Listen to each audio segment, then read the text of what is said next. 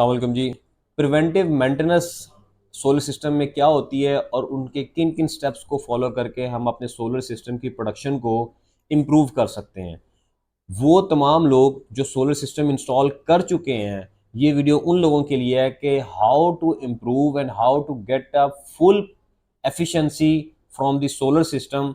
वो तमाम लोग जो सोलर सिस्टम लगाने के बाद भी दुखी हैं, परेशान हैं और वो ये सोचते हैं कि जी हमारे सोलर सिस्टम हमें वो प्रोडक्शन नहीं दे रहा जितनी उसको देनी चाहिए थी, या उसकी वो एफिशिएंसी नहीं है जितनी होनी चाहिए थी। वो किन किन वजूहात की वजह से आपके सोलर सिस्टम की एफिशिएंसी कम हो जाती है, या सोलर सिस्टम के ख़राब होने का खदशा होता है, या सोलर सिस्टम जो है वो आपकी रिक्वायरमेंट से कम प्रोडक्शन आपको देता है। वो कौन कौन सी वजूहात हैं, मैं आपको इस वीडियो में एक्सप्लेन करता हूँ। अगर वीडियो पसंद आए तो इसको लाइक एंड शेयर ज़रूर कीजिएगा। नंबर वन, जो प्रिवेंटिव मेंटेनेंस है अगर आप करते हैं तो आप रिएक्टिव मेंटेनेंस से बच जाते हैं। वो क्या प्रिवेंटिव मेंटेनेंस होता है कि किसी चीज़ के ख़राब होने से पहले उसकी मेंटेनेंस कर दी जाए, रेगुलर मेंटेनेंस की जाए। रिएक्टिव मेंटेनेंस तो ये होगी ना कि अगर आपका इन्वर्टर फर्स्ट करें शट डाउन हो गया, ख़राब हो गया, तो आप कंपनी में फ़ोन किया, कंपनी वाले आया बंदा, उसने चेक करके उसको ठीक कर दिया। इट मीन्स कि ये आपने रिएक्टिव काम किया है। कोई भी काम जो आपके ख़राब होने के बाद आप उस पर एक्शन लेते हैं तो वो रिएक्टिव कंसिडर होता है। प्रिवेंटिव वो काम है जो आपने खराब होने से पहले ही उसको ठीक कर लिया है, वो प्रिवेंटिव है। और हमारी इंजीनियरिंग के अंदर प्रिवेंटिव मेंटेनेंस को बेहतर मेंटेनेंस समझा जाता है, बजाय इसके कि हम रिएक्टिव मेंटेनेंस पे जाएं। रिएक्टिव मेंटेनेंस से आप बच जाएंगे अगर आप प्रिवेंटिव मेंटेनेंस के ऊपर फोकस रहते हैं। नंबर वन ये है कि आप अपने सोलर सिस्टम की जो प्लेट्स हैं उनको रेगुलर वॉश करें। 15 से 20 दिन का टाइम पीरियड जो है वो एक आइडियल टाइम पीरियड है जिसके अंदर आपको अपनी प्लेट्स को एक बार ज़रूर वॉश कर लेना चाहिए। और उसके अंदर ख़ास ख्याल रखें कि आपकी जो ब्रश या जो कपड़ा आप यूज़ कर रहे हैं वो हार्ड नहीं होना चाहिए। वो वैसा ही होना चाहिए जैसा कि हम अपनी गाड़ियों के लिए यूज़ करते हैं, रेशमी कपड़ा, या रेशमी के बजाय आप उसको सूती कपड़ा भी कहते हैं कुछ लोग। सूती कपड़ा, या वो जो हमारे आजकल बड़े अच्छे अच्छे कपड़े मफलर आ गए हुए हैं जो गाड़ियों के लिए यूज़ होते हैं, सेम वही कपड़ा आप अपनी ग्लास की क्लीनिंग के लिए भी यूज़ करें। क्योंकि जितना हार्ड मटेरियल से आप ग्लास को साफ़ करेंगे, ग्लास के ऊपर स्क्रैचेस पड़ते जाएंगे, और स्क्रैचेस होने की वजह से वो आपकी जो फोटॉन्स हैं, जो सूरज की शुआएं हैं, वो आपके सेल तक नहीं पहुंचेंगी और उसकी प्रोडक्शन सोलर प्लेट की कम होती जाएगी।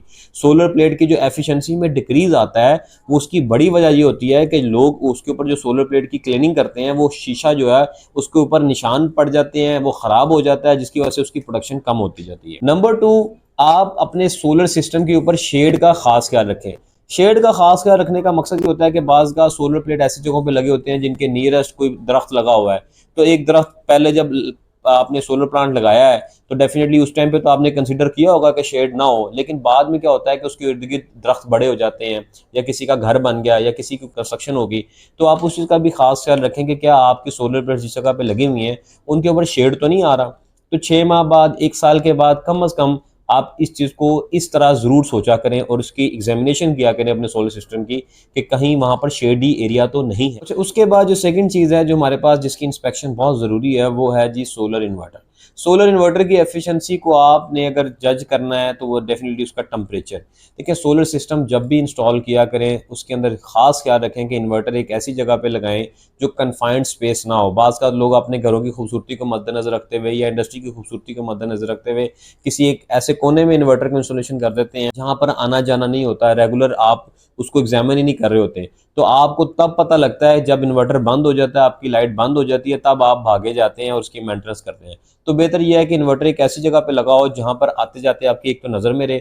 दूसरा, अगर आपका हाइब्रिड सिस्टम लगा हुआ है और IP21 इन्वर्टर लगा हुआ है खासकर, तो उसके फिल्टर्स की क्लीनिंग मस्ट किया करें। उसको तकरीबन 1 से 2 माह के अंदर, डिपेंडिंग अपॉन कि वो किस जगह पे लगा हुआ है। अगर तो बहुत ही ओपन एरिया पे लगा हुआ है, विंड वहाँ बहुत तेज चलती है, आंधी मतलब वहाँ पे मिट्टी वगैरह का आना जाना ज़्यादा है, तो फिर वहाँ पर जो है आपकी जो क्लीनिंग है वो आप ज़रूर उसके फिल्टर्स को 15 दिन के बजाय चले 2 माह 3 माह के अंदर उसको एक दफ़ा ज़रूर साफ़ किया। नंबर 3 ये है कि आपका जो बैटरी सिस्टम है, अगर तो आप ट्यूबुलर बैटरी यूज़ कर रहे हैं तो उनके डेफिनेटली उसके अंदर जो केमिकल है, जो उसका पानी है जिसको हम सादा ज़ुबान में कहते हैं, उसके लेवल को ज़रूर मॉनिटर करें।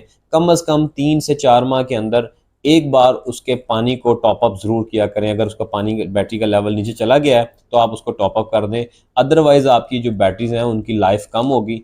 अगर आप लिथियम आयन बैटरी यूज़ कर रहे हैं तो उसका BMS सिस्टम डेफिनेटली अगर आपने अटैच किया हुआ है और लिथियम आयन बैटरी आपकी चल रही है, तो लिथियम आयन बैटरी जो होती है वो मेंटेनेंस फ्री बैटरी होती है, उसके लिए आपको किसी किस्म की एक्स्ट्रा एनर्जी वेस्ट करने की ज़रूरत नहीं है। वो आपका एक दफ़ा इंस्टॉलेशन अगर हो गई है तो वो आपकी लॉन्ग रन चलती है। नंबर 4 ये है कि आप अपने सिस्टम में अर्थिंग सिस्टम जो आप इंस्टॉल करते हैं उसको भी वक्तन फ़वक्तन डेफिनेटली मंथ बाद नहीं, कम से कम 6 माह साल के बाद उसको ज़रूर उसका एक टेस्ट आप अर्थिंग टेस्टिंग मीटर से टेस्ट कर लिया करें कि क्या उसकी जो रेजिस्टेंस है वो लेस देन 1 ओम या लेस देन 2 ओम है या नहीं है।